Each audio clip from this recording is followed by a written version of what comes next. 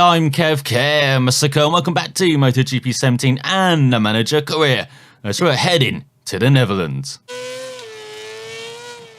As here we are in the Netherlands, and we're already down. Something MacDonald is very familiar with after the last round, after the beginning of the season, before we got over those worries, but Catalonia just brought them up all over again, and it's maybe not going to help round here in Assen, where a lot does depend on the rear tyre. Lots of corners, lots of traction zones and fast sweepers as well. It really is a mix, this circuit.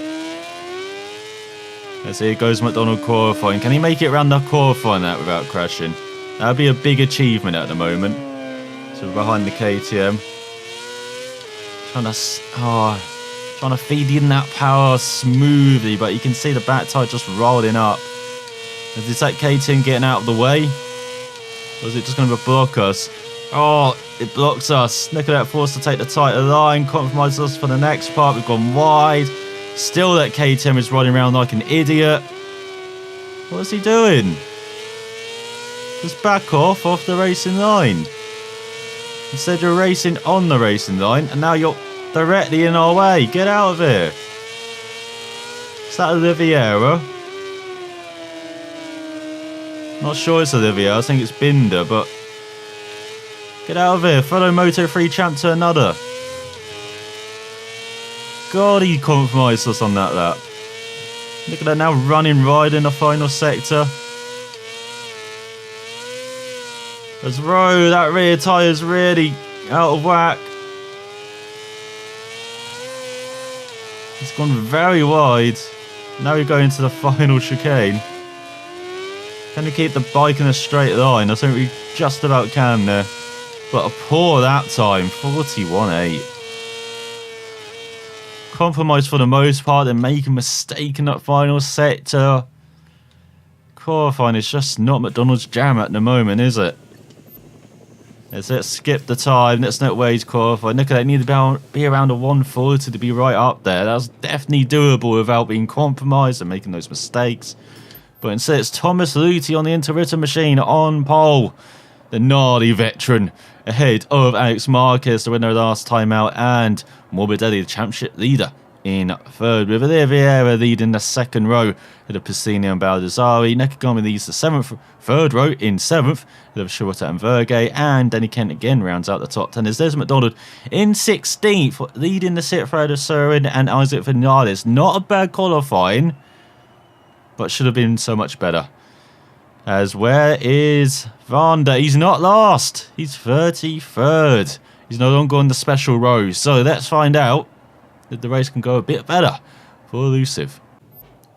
So here we are looking at the grid. Baldassari looking, I'm not sure, happy at that 6th place on the grid. As looking further down, we've got Marini and Cortoro just outside the top 10 once again. Agatelli and Bagnaia on Pons. And there is Magnum leading that 6th row. So looking further down, or light still, should I say. Got Navarro rounds out the top 20. Look at that. And looking further down, we've got Nakashima leading the 10th row. And there is Magnum now on the 11th row. We're just a few short moments away from the start of the Grand Prix here at Assen. The Dutch TT ready to put the riders through their paces yet again. There's MacDonald. We're hoping to have a good start like he had last time out in Catalonia, as the lights appear and go out for another 6-lap race.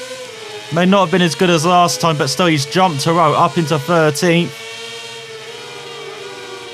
And oh, he's jumped everyone down the inside up into 7th. But he's pushed back by Bagnaia, by Shirota, by Kent,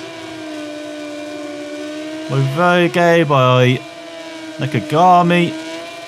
He's got Pons past Shirota. Don looking down the inside, using too much curb there. He's now behind the Tech 3 of the Spaniard. Oh, Zabi, the tactician. What's he going to do into the fast sweepers? He's going to go a bit slow. MacDonald's going to nip around the outside into the left. Nicely done. He's got a good run on Bagnaia as well as he's battling with Nakagami still. They're still battling for 7th. What's going on here? So MacDonald up into 7th. And now he's behind. As Bagnaia's ahead now of Nakagami. Oh, MacDonald outbraked himself though. Into the first right. That's allowed the Italian by. That's allowed the Japanese rider by. But briefly. Is he behind Bagnaia? Oh, heading into the fast right. He's gone wide again. Just like in qualifying. He's now elbow to elbow with the Italian. Looking down the inside. Into the fast left.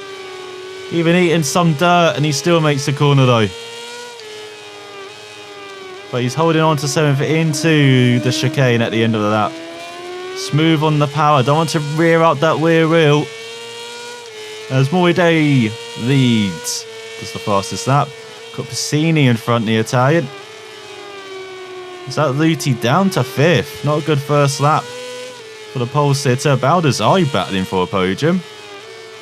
Very good from the Italian. It was actually MacDonald did the fast lap in that open lap, 44.2. Let's see if we can settle into a 1 minute 40 pace though. That seems to be the ideal pace around it. Sticking around the outside of Piscini. But it's never going to work out the hairpin. One of the slowest corners on the calendar. Had to be so patient waiting to get on that power. He's got a good slipstream on the Italian into the fast right. Nice move up into 6th. And now he's got Lutia and Baldassarri in front. They're still battling. This time for top 5 for 4th. Let's look at that top 2. Is that the Mark VDS pair running away with it? With Oliviera in 3rd. Holding up this gang now of 5. Oh, and MacDonald down again. What is going on? We saw that a lot in Spain. Now it's seeing it on the second lap here. He's being pushed by. It's that Courtois. He's down to 14th. It's Pons. Always get those two mixed up. He's down again, making a move on Pons. Oh no, this is not the weekend MacDonald needed a follow-up Catalonia. He's back down to virtually last. Down to 31st. As now he's got a fight on his hands to score points once again. What is going on with the Scot? Just like he got used to the Moto2 category, he's regressed. On some favourable tracks as well. He's behind Nakashima, who's round out the top 30, the Japanese rider. And on, looking down the inside on this 3rd lap. Here comes the comeback. Well, that's not going to happen there. Very cautious. Bit gun shy maybe after that clash with Pons. Got Navarro down in 30th. What's he doing battling down here, the Cassini rider? There's Nakashima looking the wrong side as MacDonald's going round the outside, heading into the right-hander and into the top 30. And they're going to make the move on Navarro. He's down! He's glitching. He's stuck in the matrix. And now he is down to last. 3 for 3. 3 laps, 3 crashes.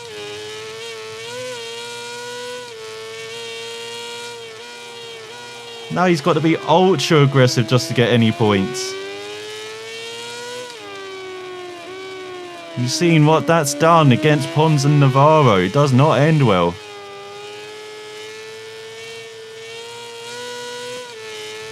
Rear tyre a bit more worn than I would like as well. Look at that in the bottom right. It could worsen. As here comes MacDonald. He's down again. He's got a time penalty now for 0.7 of a second, even though he wasn't on the bike. Are you kidding? And now he's just down. The bike's given up. Can't even go over any curves now. Can't even go near a rider. It's got a restraining order, most of the riders now. In this like on MacDonald. He's 7 seconds behind. And what is going on? He can't even get through a corner. For the first time, I might actually have to retire. MacDonald might have to retire from this race if the bike is just... It's just not good.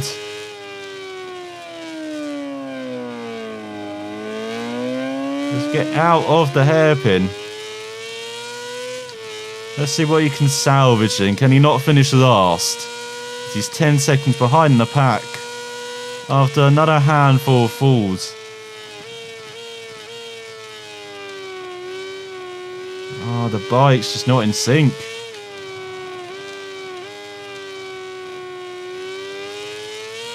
Well, he's gaining slightly there. A couple of tenths on the Spaniard and Locatelli. So here we go, into the left. Now the double right. No, he's down again at that corner. What the hell?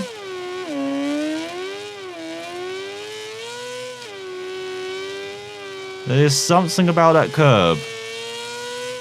But for some reason, they just have not programmed it right. You can't ride it at all. Compared to the second curb. The second right-hander. It's very strange. Now he's in the dirt again. He's down again. MacDonald will retire from a Grand Prix for the first time. Has Marquez just wins from his teammate Morbidelli. Olivier in third. Luti for Piscini rounds out the top 5 ahead of Baldassari, Bagnaia, Verge, Courtois with good position in 9th ahead of Dominique Attica. Can't even say names now.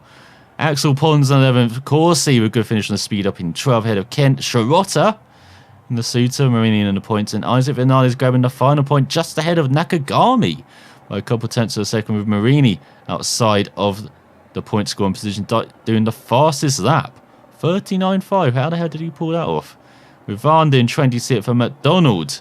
Out. Retired. As in the championship, it is Morbidelli leading by just 7 points now from his teammate. With Olivier in third, Luti 4th, Baldassari 5th, Piscini 6th, Bagnaia 7th, MacDonald in 8th, 92 points back of the leader after Inaki was charging. These last couple of rounds have really dented any aspirations he had for the title, but maybe even for a top 5. He's still 26 points back of Baldassari, with Verge into the top 10 ahead of Nakagami. And we've got Agata up to 13th ahead of Pons and Kent, and Shirota up to 17th ahead of Sermon. As Raffin is now the best non-point scorer ahead of Vanda in 24th, with Corsi in 26th. Looking further down, Manzi up to 30th ahead of Pauli. As in the constructors standings, it's Calix by 56 points ahead of KTM. Then Tech 17 points ahead of Suter, 15 points ahead of Speed Up. So a shocking race for MacDonald. Qualified in the mid-pack, then just the falls kept coming, and in the end the bike just fell apart. And so it has his chances of scoring points in the Netherlands as he retired. And Vanda only up 7 positions. Normally races better than that. Has the separate on pole for the first time. Once again had a shocking race and finished in 26th, just outside of the race objective, while the Argentinian was consistent, starting in 22nd, finishes in 21st. So he's got some credits earned there. And he also improves all of his skills apart from the throttle management. Same for the Cypriot. And for Vandas, everything apart from braking, MacDonald improves nothing. As he just about earned credits, but lost reputation. I wonder why. As looking at the magic cost, no riders 44,000. Repair costs nothing. MacDonald just wrecked a Moto2 bike. Gonna have to speak to my accountant there. As yes, we definitely need an eye down, need to reset, I think, for MacDonald after the last couple of race weekends. As now we've got an activity or test to do. So around halfway through this season, we can go to the coach for our riders, improve their coordination, which will improve their body position ability by 20% in the next race. Earn 500 reputation for a high-class social event. Again, go back to the coach, improve their muscle endurance, to improve the rider's braking ability by 20%. Go to the gym, improve the muscle building for the throttle control by 100 XP, or do the test session, improve a part by 2 weeks, but we're not actually developing any parts, so we don't need to do that. So, what do we do? We're definitely going to be improving rider ability, but which one do we choose? Do we choose body position, braking, or throttle control? I think after the last couple of rounds, MacDonald needs to improve the throttle control. So let's go with the muscle building. As next time out, we'll be heading to Germany and the halfway mark of the season, the 9th round of the 18-round calendar. As it will be around the anti-clockwise and the slightly weird Sachsenring circuit. A bit unusual, very slow but then very fast as well. It's normally been a happy hunting ground for MacDonald though. So can he return to form there, Southwatch? And we will find out next time.